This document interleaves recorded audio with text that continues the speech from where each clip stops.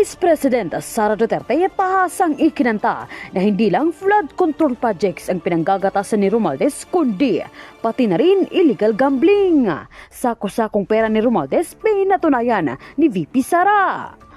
Pero bago ang lahat, kung hindi pa kayo nakapag-subscribe sa channel na ito, please do subscribe para mas maging updated pa kayo sa mga susunod kong mga videos. Gumuho ang mundo ni Martin Romualdez matapos ilaglag ni VP Sara na tumatanggap din ito ng bilyong-bilyong pera kickbacks galing sa mga illegal gambling.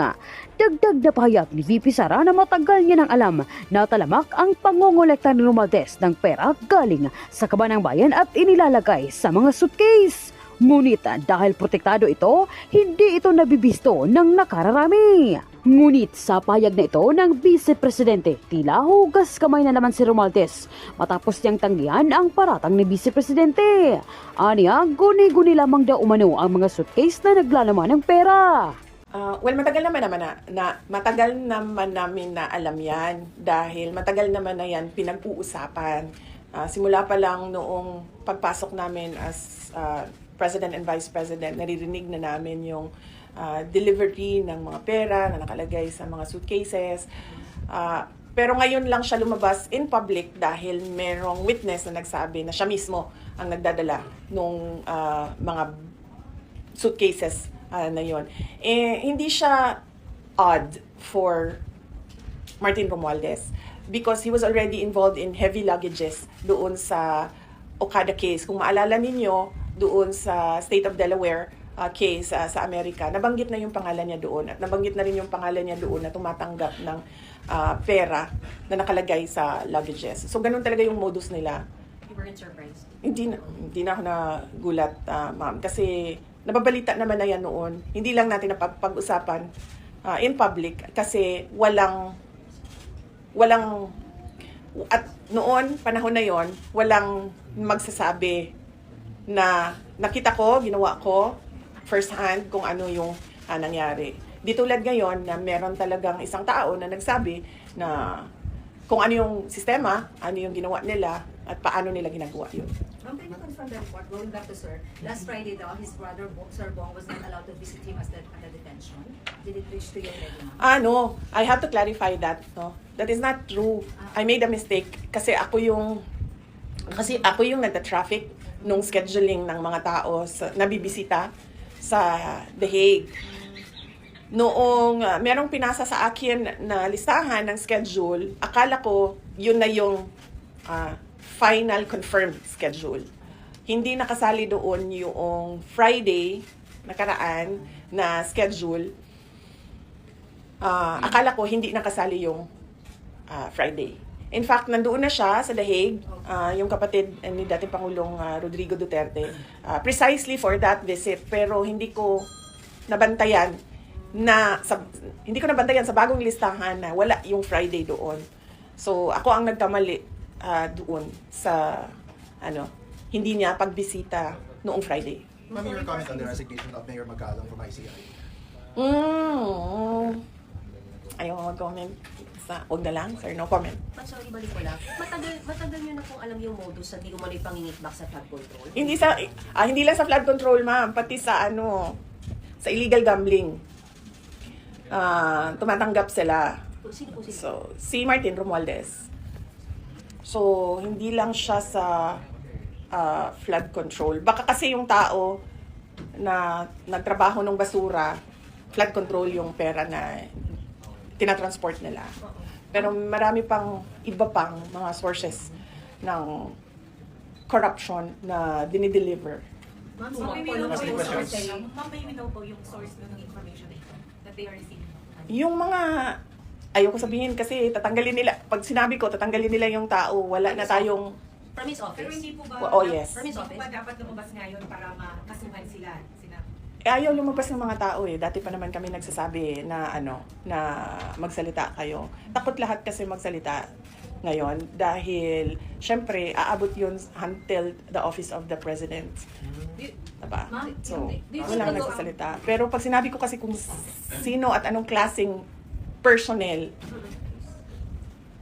maano nila kung sino yung nagsasabi doon sa loob. But from the office of Congressman Romualdez po yan? Oh yes. Ito din yung mga tao na nagsasabi sa akin na na aatake sila sa confidential funds. Ito din yung reason kung bakit hindi na namin ginamit yung confidential funds on the third and fourth quarter. Third and fourth quarter noong 2023 kasi sinabihan na kami na pinagmimitingan sa loob. But do you think the government is still stable given No. that Ma'am, Bakit no. Our institutions are clearly abused. They are used for personal gain. They are um, they are used for personal gain, and we have already seen the testimony of witnesses about corruption. And there is practically nothing happening in our country. Ilang ulit ko na yan sinasabi noon na tigilan yung politika, tigilan yung pag-una ng pansariling interes kasi walang nangyayari sa ating bansa. Meron ba kayong nakikita at all na project na nakatulong sa ating bayan? Wala. In fact, we ran on the platform of unity and continuity. Ang expectation noon is that there will be continuity on the projects like the build projects of the former administration at yung mga iba pa na nasimulan ni dating Pangulong Rodrigo Duterte, pero wala naman tayong nakita. Ma'am, sa Last question. Last question. Ma'am, Saan do you think mga- nagsiserve? Ma'am, do you think nagsiserve as an instrument lang sina Congressman Romualdez? Hanggang And ano pa ako dito? may Hanggang alauna compositor pa ako. Yes, okay. Ma'am, do you think nagsiserve as an instrument sila Congressman Romualdez at may compositor ni President Bongbong Marcos? Example na lang, noong budget. Example na lang ng budget natin. Yung budget natin, ang huling pumipirma dyan, ang Pangulo. Para siya maging batas, para yan ma-operationalize, para natin ma-implement yung batas na yan, kailangan yan ng pirma ng Pangulo. The fact na nagpirmahan sila ng budget na may mga blanco, ibig sabihin, hindi nila binasa or pinabayaan nila na merong mga ganun na blanco. Ma'am, you mentioned na hindi stable ang gobyerno. Sa tingin nyo, kumusta ang moral ng mga sundalos na may mga nagkukwento na ba sa inyo na mababa ang moral nila or ano? Hindi ko alam. Hindi ako makapagsalita sa moral ng mga sundalo. Siguro mabuti ba ang word na magsalita patungkol sa moral is sila na mismo ang magsabi. Mga info kayo na si former Senator Trillanes, isa daw doon sa allegedly na pumasok sa ICC to check on PRRD. Merong mga sinabi na ganon. Pero hindi ko siya ma-confirm kasi hindi kami nakakakuha ng information sa loob ng detention unit. Nalaman ko na lang yung welfare check kasi dahil sa report na binigay sa Office of the President. So, bago nun, hindi namin alam yon na information mula sa detention unit. Nakukuha namin tulad nung dinala siya sa hospital dahil dahil nakita siya na walang malay sa sahig ng kanyang kwarto, nakuha namin yon sa hospital personnel. Hindi sa detention unit, hindi sa ICC. So you were informed by ICC, ma'am? No, hindi kami hindi kami sinabihan kami na family members, hindi kami sinabihan na may insidente na gano'n. Nakuha lang namin yon sa hospital personnel. Madami kasing Pilipino kahit saan ka pumunta, 'di ba, sa buong mundo. Kaya nga hindi makapagtago si Saldico kasi kahit saan ka pumunta, daming Pinoy. So yung hospital personnel nagsabi. When was daw po nangyari? Kailan daw po nangyari po yung secret? Nakita siyang ano? Hindi ko na maalala. Pero hindi ngayon yon, hindi the moment na lumabas yung statement. Hindi lang ako nagsalita noon. Kasi parang ang sabi ko sa lawyer na pag may mangyari naman na ganyan, kung pwede, magbigay naman sila ng information sa inyo. Kahit hindi na sa pamilya, kasi sa tingin nila, hindi dapat siguro bigyan ng, hindi ko alam kung anong rason nila, sabi ko kahit sa inyo man lang. And then, sinabi ng lawyer that we will work on this and make sure that this will not happen again. So, hindi na ako nagsalita. Nagsalita na lang ako nung nakita ko yung report sa welfare check. Kasi, para bang hindi kaya ng ICC, hindi kaya ng ICC na i-secure ang dating Pangulong Duterte. Tulad nito, merong pagbisita sa isang agent ng government na ito din yung gobyerno na nagdala sa kanya nag-kidnap sa kanya dito sa Pilipinas, tapos dinala siya sa Hague. May we know yung particular reason bakit po siya nawala ng malay? Any particular illness that led to that, BP? Hindi ko alam, ma'am. Hindi ko kasi nakuha talaga yung report, ma'am. Nakuha lang namin siya sa hospital personnel at yung tests na ginawa sa kanya. But was it confirmed po, for example, by the former president na nangyari nga yung incident na yun as reported by the hospital personnel? Tinanong ko siya. Alam ko tinanong din siya ng lawyer. Hindi ko lang alam kung anong mga incidents. But tinanong ko siya kung totoo ba. And then sabi niya, hindi naman yan yung una. Madaming beses na ako na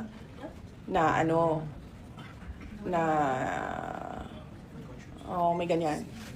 Natumba was his term. And Oh. isn't it alarming or Yes, it's very alarming. That is why I released a statement stating that clearly the ICC do not have full control of the safety and security of the former president, because I believe, and the way I see it, he needs 24-hour caregiver, bedside care. So, yan din yung sinasabi ko sa kanila. Keeping him in without a trial date, without a date for confirmation of charges, is just plain cruelty ba? Pinapahirapan nila yung tao. Nakadetain siya ng, para ba siyang kinulong ng hindi siya na-convict. Kaya sinasabi ko doon sa statement na for humanitarian purposes, they should give or they should allow the interim release of former President Duterte. Anyway, wala namang plano yung tao na lumayas.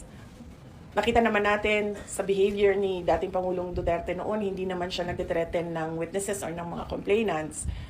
And wala naman siyang balak bumalik as mayor ng Davao City, because sinasabi nga niya, wala naman ako doon, and that would be an injustice to the Davaoenos na meron silang mayor na wala doon. So, wala nang legal reason ba kung bakit hindi pa ibigay yung interim release. BP, to ask lang, nagkaroon ng rumored ko dun sa malawakang protesta 2 weeks ago. Meron mo ba nakipag-usap sa inyo for a possible change in leadership? Wala, ma'am. Wala sa akin. Baka sila lang gusto maging president. So, sa kanila na yan, ma'am.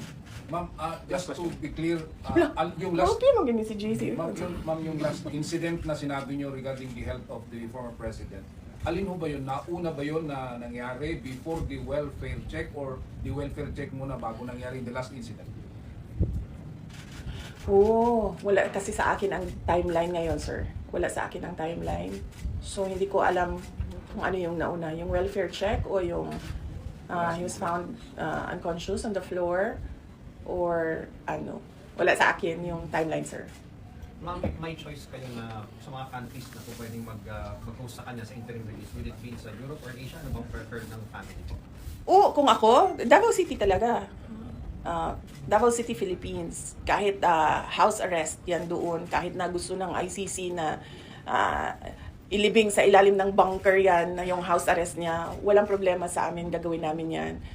In fact, I think, mas makabuti pa nga kung ibigay na lang yung interim release na yan, because we can encourage him to cooperate sa mangyayari na trial kung meron man, or mangyayari na hearings kung meron man.